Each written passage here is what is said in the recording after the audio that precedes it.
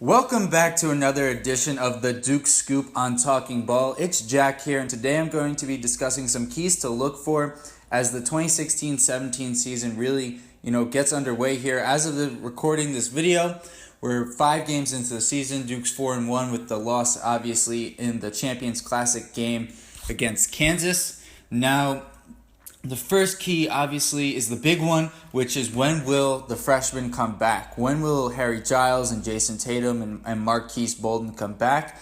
And also, in terms of the walking wounded, when will Grayson Allen and Chase Jeter get healthy?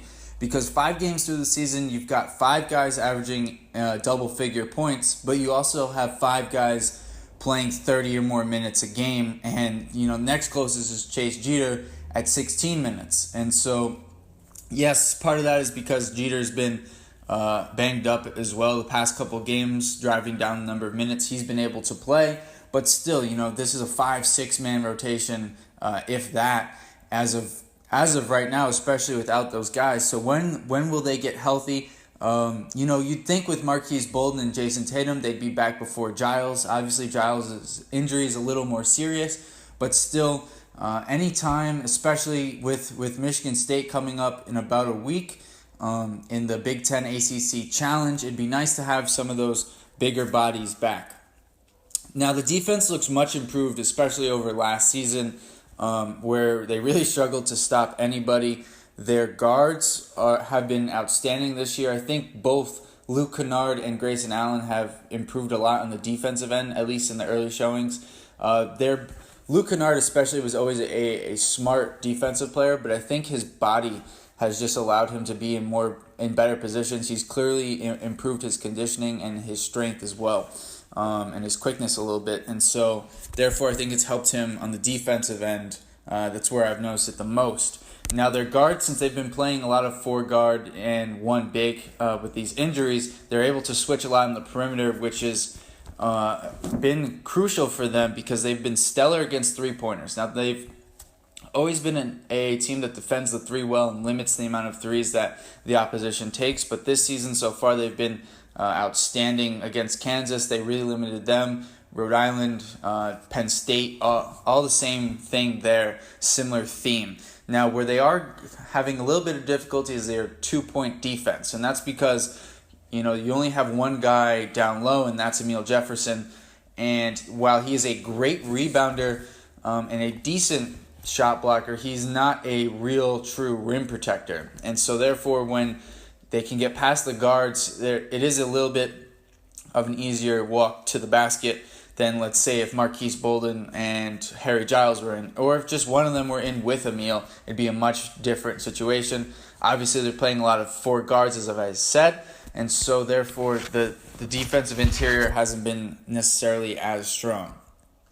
But if these guys can come back, they should get better as they get bigger, because Marquise Bolden obviously is near 7 foot.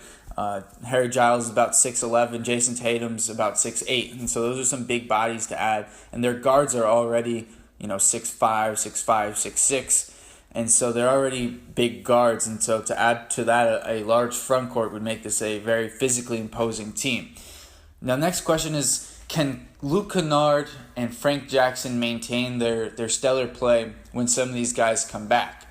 And the question here is whether they can still maintain the efficiency with which they're scoring with as of now, especially Kennard, who's just been shooting the lights out of the ball when he has to give up some of those touches per game, and therefore wouldn't necessarily have the ball as much and be able to necessarily get into the same rhythm that he is in currently, and whether that could also move him to the bench. Now, with the way things are currently playing, there's no way Coach K, in my eyes, could move Kennard to the bench. He's simply just been their best player so far, so it'd be pretty tough to justify doing that. There's a lot of talk earlier in the season that he'd be coming off the bench, and Frank Jackson has done a great job coming off the bench and being a spark plug, but I think it's got to be someone else. Obviously, it's going to be tough to beat Grayson Allen, considering where he is in terms of the Duke lore, and obviously helping win the national championship and leading this team in scoring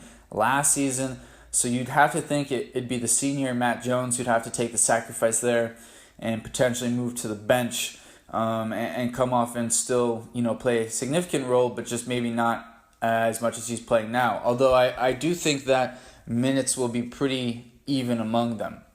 Now, will Coach K's lack of using his depth and some of the freshmen early on this season come back to hurt them in the future? He hasn't been willing to play Jack White or Javin DeLaurier early on, and so if and this isn't if those guys don't come back in terms of Marquise Bolden and Jason Tatum and Harry Giles, then you have a very limited rotation, and you didn't get a chance to see what these guys can do in some of the earlier non-conference games. But guys, that's it from me. Let me know what you guys think in the comments below. Another point could be that whether the amount of minutes that these guards are playing is going to hurt their legs, and whether they'll shoot as well. Because I know last season Matt Jones and Grayson Allen were playing a similar minutes load, and towards the end of the season they were not shooting the ball nearly as well as they were towards the beginning of the season. But yeah, let me know in the comments below, what do you think the keys are going to be for this season? Remember to share this video, subscribe if you want to hear more Duke content throughout the season, and thanks for listening.